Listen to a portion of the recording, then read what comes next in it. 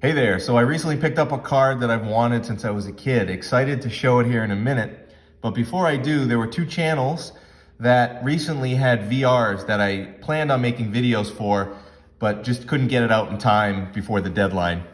And I still want to recognize those VRs and channels. Two guys that I met at the National last year and really enjoyed meeting. The first one is Ken's Cardboard, Ken. So had a good time walking the National floor with Ken and getting a chance to meet him and talk to him for the first time. He recently had a VR where he wanted you to show a rainbow. And I don't have too many. Maybe this, I'm trying to think, this is probably the only one I have as far as a completed rainbow.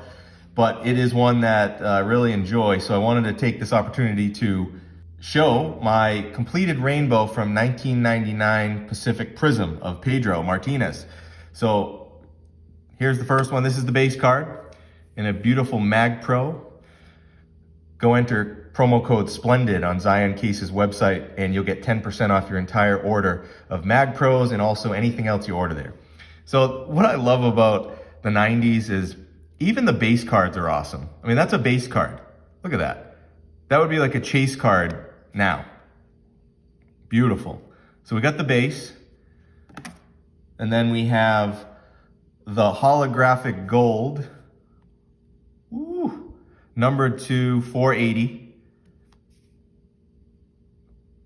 Beautiful card. All right, and then we have holographic purple numbered to 320. Wow. And then we have holographic mirror, really cool card, numbered to 160. And then we have the holographic blue, numbered to 80.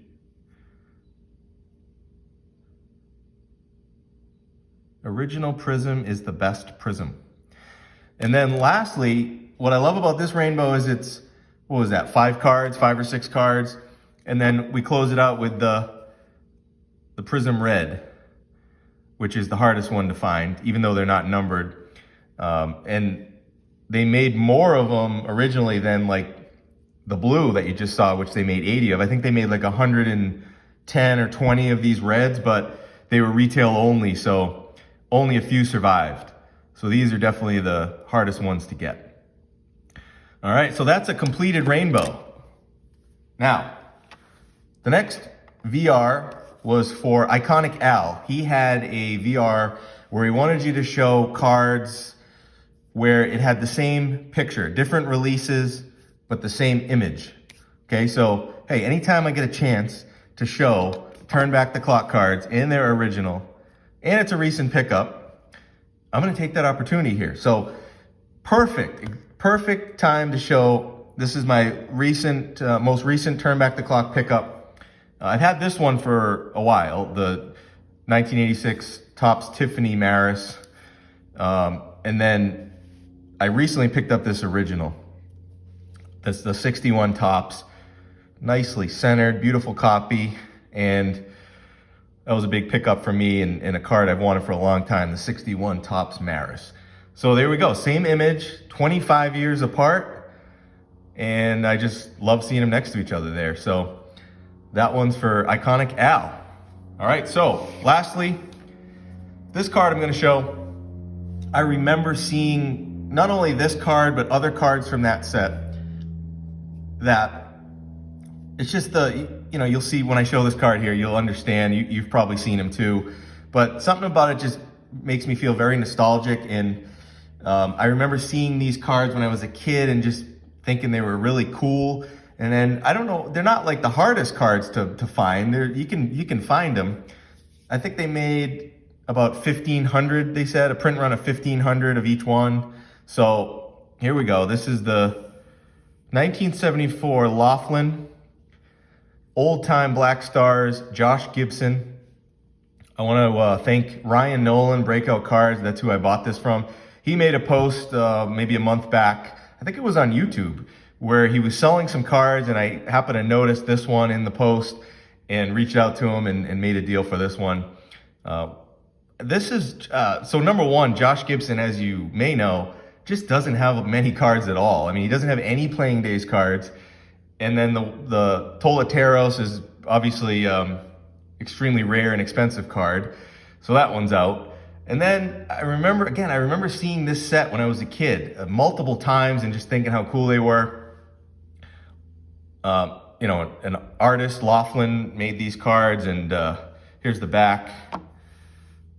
Josh Gibson, man, when I was a kid, I remember reading books on, you know, it would be books on all-time legends like Babe Ruth and Gehrig and Mantle and Ty Cobb and all the greats, and they would have write-ups. And then I remember, like, at the end of the book, they would show write-ups of guys, you know, from the Negro Leagues that never got a chance, like Josh Gibson. And I just remember reading, like, he was Babe Ruth. You know, he was better than Babe Ruth. He hit home runs further than Mickey Mantle. He hit more home runs than Babe Ruth. And he was also a catcher. So I remember just, you know, loving the story and obviously wishing that Josh Gibson got a chance to play in the majors, which he never did. But always wanted a card of his. There's the 80s card, the Baseball Immortals, that's another one that I'm not sure why I haven't gotten that one yet.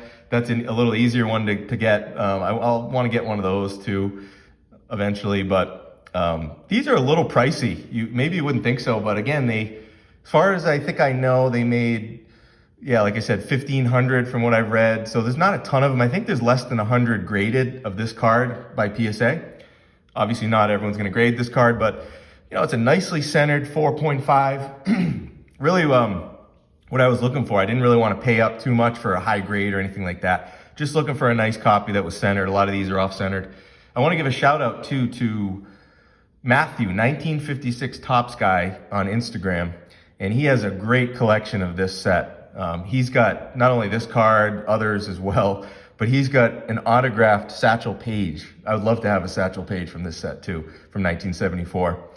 But he's got an autographed one, which I don't think there's too many of those either. So if you're on Instagram, go check out 1956 Topps Guy, Matthew. He's got a great account, and he's got some pictures of his collection of these cards. Awesome collection. So again, big card that I've always wanted to get at some point, and I've seen copies available here and there on eBay. They pop up, not all the time, but you see one pop up, and sometimes they're just a little price too high, or the grade is too high that I don't want to pay for. But this one was perfect because it was right in that range where, for me, you know, a nice looking copy, centered right to left, and looks good. So price was right, made the deal. Thank you, Ryan, again, and really happy to add this one to the collection. It's a vintage card. It's obviously post playing days, but he doesn't have any playing days cards, and it's a 1974. That's a vintage card in my opinion. So really cool, and appreciate you guys watching this one. Be back with another one soon.